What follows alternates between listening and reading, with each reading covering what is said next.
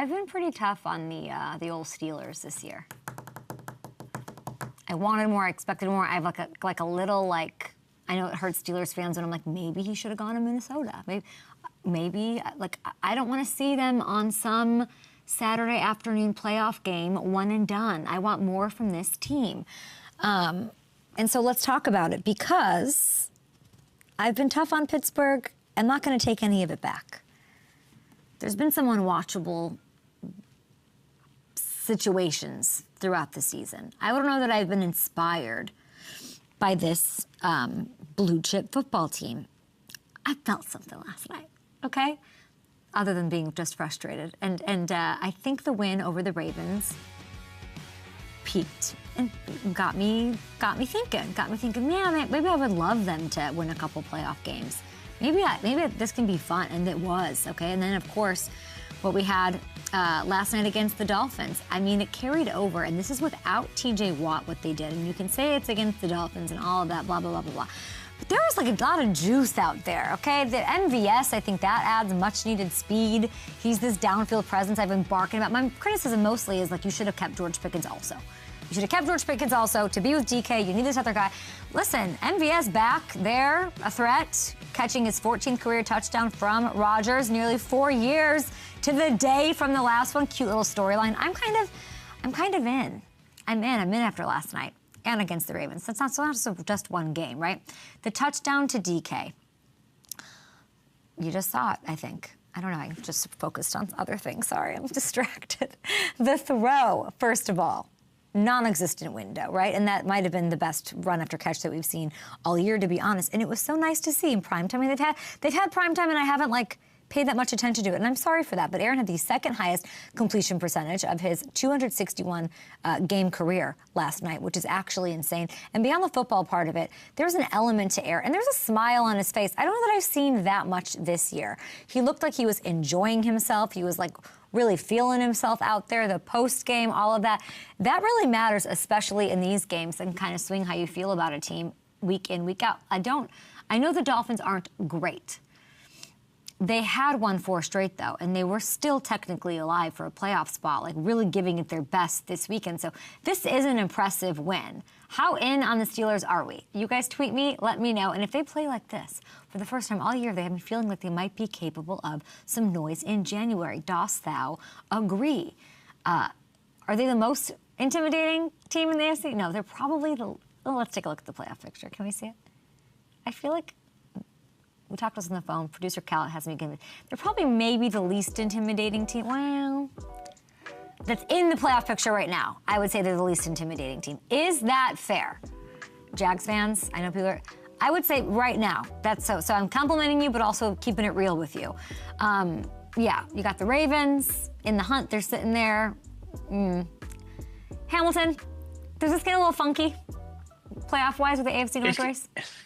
It can get a little bit funky. If we pull up the schedules for both of these teams down the stretch, Baltimore is in something of a tough spot right now. So if you break down, if the Steelers beat the Lions and Browns over the next 2 weeks, the Ravens would have to beat both the Patriots and the Packers in order to make that Week 18 game against the Steelers mean something. Even if the Steelers lose to the Lions, Lamar and company would have to beat either the Pats or the Packers to earn the right to play for the division and what we would think would get flexed into that game 272 on Sunday Night Football. So the Ravens have a lot of work to do here. Both of those games, they're going to be underdogs in both those games against the Patriots and Packers. So the Steelers are sitting cute. Yeah. It's looking like it right now. Yeah. They're not.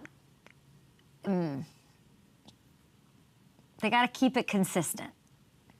Is MVS that big of a deal? Yeah, right? Because it's everything that we've barked about all season, and now they have it.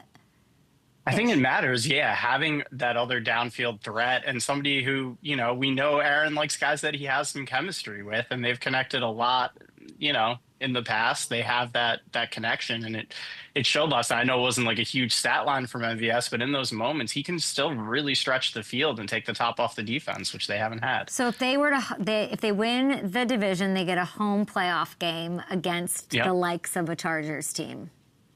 Yeah, right now it would be the Chargers. It could potentially be Buffalo. Oof. Could be Houston. Oof. Yeah. Oof, oof, oof. Tough matchups. Okay, very interesting. We're feeling, it's like not, like Steelers fans are going to be like, shut up, get out of here. Like, we don't need your pity, like joy from. It was an impressive game. We like what's going on. We just expect a lot out of you. We expect a lot out of you, okay? And maybe you can make it happen on the stretch, and I couldn't be happier. It's theirs for the taking, as Hamilton just outlined. It is a beautiful little spot that you've worked yourself into. Okay, let's take a look at the Week 16 slate, shall we? There's some peak drama happening here. It starts Thursday night, Rams, Seahawks. That's first place in the NFC West on the line. LA 1.5-point faves on the road. This is going to be such a massive moment for Sam Darnold. He's trying to overcome some of the issues. I can't win in big games. I can't take care of business against LA. That defense has given him fits, meltdowns, whatever you want to say. Then we get 2 Saturday games. Eagles, Commanders, Philly 6.5-point faves in that one. They can clinch the division with a win. And by the way, they can become the first team to win back-to-back NFC East titles in over 20 years. Then we get to run back Bears, Packers in Chicago. No Micah Parsons. Packers still 1.5-point faves on the road in that one. I think we all know Chicago's winning that game. And I do want to talk about the Bears here for a second. We didn't get to hit it yesterday. And, my love for Caleb Williams, my affection for this young man is well documented. Love him. I know that confidence in being a quarterback, a player, whatever, anything, any trade that you're trying to excel in, it matters. You play better when you're confident, things are going your way, look good, feel good, all that stuff, right? I think Caleb Williams does more with confidence than any other quarterback in the National Football League. Like, you get him going, it looks different. This is going back to USC. This isn't even just now. It just means more to him.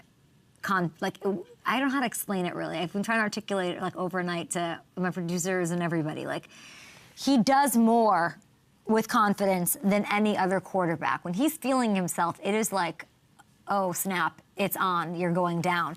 And we've seen it. I feel like we haven't talked to, like, I don't want to normalize what Caleb has kind of done week in, week out. I was so curious to see how he would respond on Sunday against the Browns, coming off what had to be, like, an emotional loss to the Packers, a loss for the first time in a month and a half. Everything's going his way. The confidence is all-time high. This is a second-rate defense coming in. The monster that's Myles Garrett, as you just saw, it's absolutely freezing. Fan soda bottles are doing the viral thing that they always do, because we've never seen that before. Caleb was just awesome. 242, 2 scores, 31-3 win. The command that he has with the confidence, I just love him. I love him. There is no quarterback in the National Football League that has my attention more in a post-game interview. Win or loss. I want to hear him go. I can make that throw. I can make every throw, thanks. I don't know what to tell you. I am obsessed. I'm obsessed. I love it. I need more. I want more.